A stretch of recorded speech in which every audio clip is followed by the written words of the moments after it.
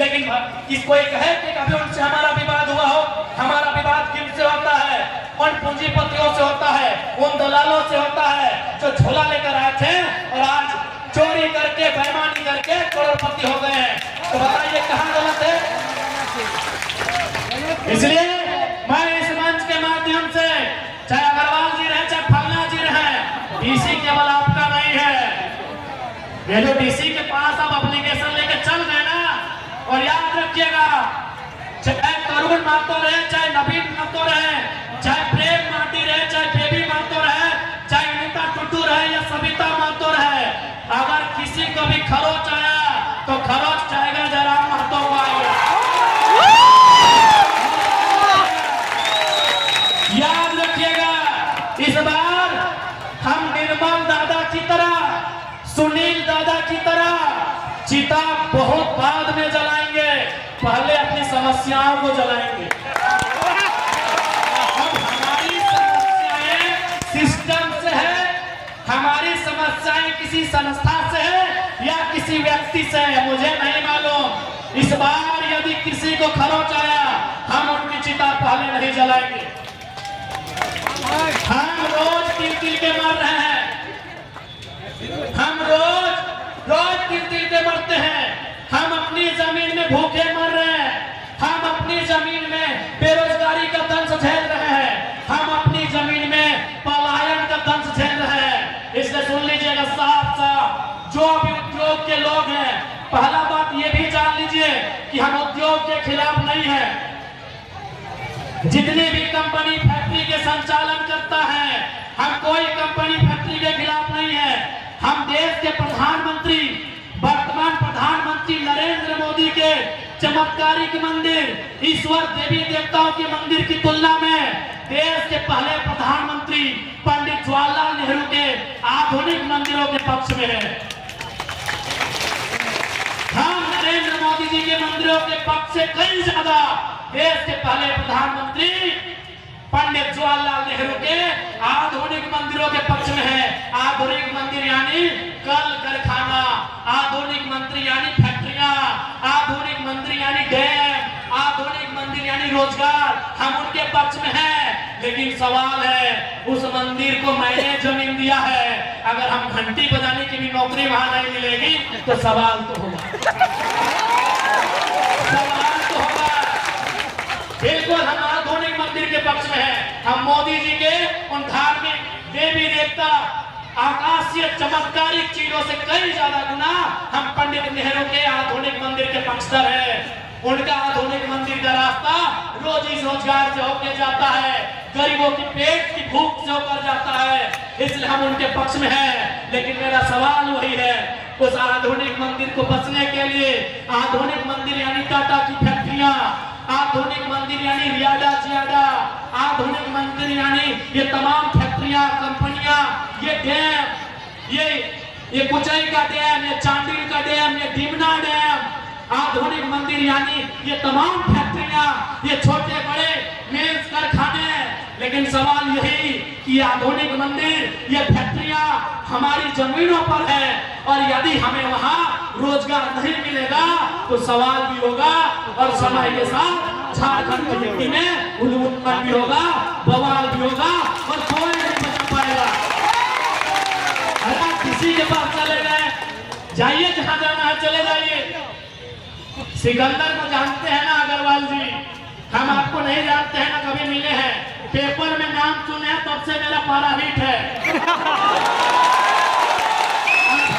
कोई खबर नहीं है।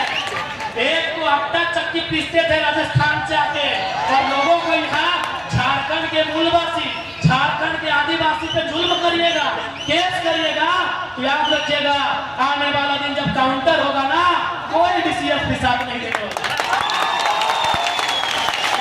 बिल्कुल मेरा अगर बयान अब तक पहुंच जाए तो आप आज शाम को सिकंदर के बारे में पढ़िएगा।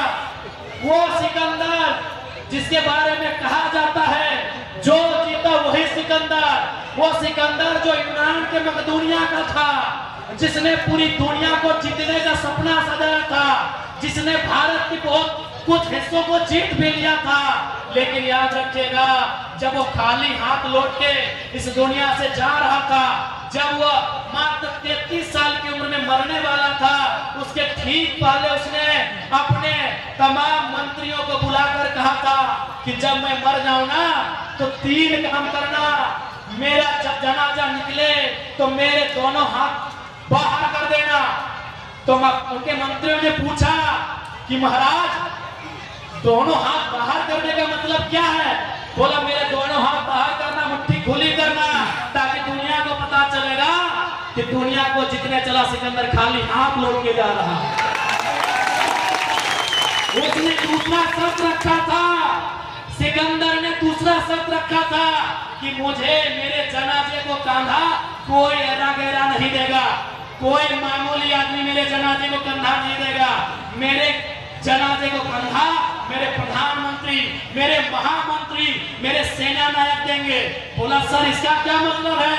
नहीं, इसका मतलब है कि दुनिया के बड़े बड़े तीस मार खा, दुनिया के बड़े बड़े तुर्रम खा, दुनिया के बड़े बड़े सेना नायक सिकंदर की सेना में थे, तलवार लेकर भाला लेकर, फिर भी उसकी जान नहीं बचा पाए। तो डीसी देखते हैं कितना दिन बचाते हैं आपको, देखते हैं कितना दिन बचाते हैं आपको। और तीसरा, सिकंदर का तीसरा जो कहना था कि जब मेरा जनाजा गुजरे तो मैंने अपने जीवन काल में जितना भी कमाया है, उस समय सिक्का नहीं होता था, उस समय गांधी जी का नोट भी नहीं होता था, गांधी पैदा नहीं हुए थे, उस समय सिक्का भी नहीं था, उस समय गांधी जी का नोट भी नहीं था। उस समय क्या होता था? ज्वेरात होते थे, ज्वेलरी होते थे, सोना चांदी यानी जेवर वगैरह होते थे, सोने चांदी के पन होते थे, बड़े बड़े सिक्के होते थे। तो सिकंदर ने कहा कि मेरे मरने के बाद 1 रुपया भी मेरा जो उत्तराधिकारी होगा, मेरे मरने के बाद 1 रुपया भी मेरे उत्तराधिकारी को मत देना, बल्कि मेरे जनाजा के आगे बिछाते जाना और लोग उस पर चल के जाए, ताकि दुनिया को पता चले कि धान एक दिन धूल बन जाता है अग्रवाल में। आपके साथ साथ तमाम फैक्ट्री कंपनी चलाने वाले मालिक को कहेंगे कि धान एक दिन धूल बन जाता है। और कान्हा ये डीसीएसपी बहुत छोटा होता है उनके प्रधानमंत्री लोग के सामने, उन लोग नहीं बचा पाया। इसलिए हमारी आपसे कोई व्यक्तिगत लड़ाई नहीं है। क्यों हमारी टीम आपके खिलाफ आंदोलन की, आपको भी मालूम है। आप समय पे पैसा नहीं देंगे, आप ओवरटाइम करवाएंगे, 10 मिनट लेट होने से तनख्वाह काटेंगे, तो क्या आपको हम चुमा लेंगे? क्या हम आपको चुमा लेंगे? आप अपने बारे में किसी को कहे नहीं बताएं कि आप कौन सा गलत काम करते हैं। आपने तो बता दिया, जेल के अंदर लोग उद्योग को डिस्टर्ब कर रहे हैं। आपने बताया कि आप झारखंड सरकार ने जो रेट निर्धारण किया है, non skill, skill, semi skill, skill, क्या आप उनके आधार पर पेमेंट दे रहे हैं? क्या आप पीएफ तथा जो भी सुविधाएं मजदूरों को मिलनी चाहिए आप दे रहे हैं? ग्रेजुटी दे रहे हैं? जो भी मजदूरों को सुविधा मिलनी चाहिए क्या आप अपनी फैक्ट्रियों में दे रहे हैं? अगर नहीं दे रहे हैं तो कौन मुझसे से डीसी के पास गए थे? कौन मुझसे से डीसी के पास गए थे? आपको क्या लगता है आपके पास पैसा है तो डीसी आपका ही पक्ष सुनेंगे? तो हम भी इनके विधायक हैं, देखते हैं डीसी एक तरफा कैसे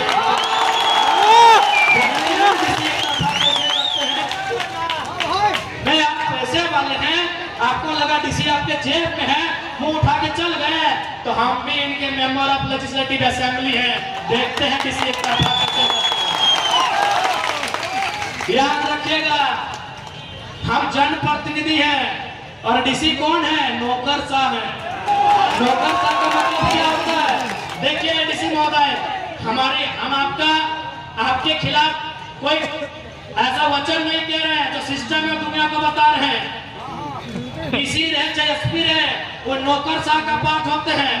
आप जनता के सेवक हैं, हम जनप्रतिनिधि हैं, हम उनके प्रतिनिधि हैं। आप उनके सेवक हैं, हम उनके प्रतिनिधि हैं। प्रतिनिधि का मतलब क्या होता है मालूम है?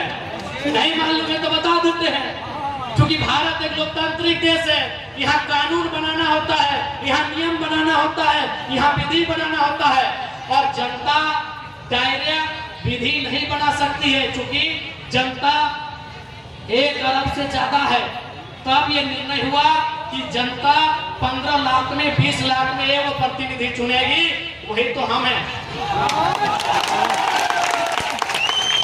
हम जनता के प्रतिनिधि हैं, हम उन्हीं की आवाज को, उन्हीं के मुद्दों को, उन्हीं की समस्याओं को विधानसभा में, लोकसभा में, राज्यसभा में लेकर जाते हैं।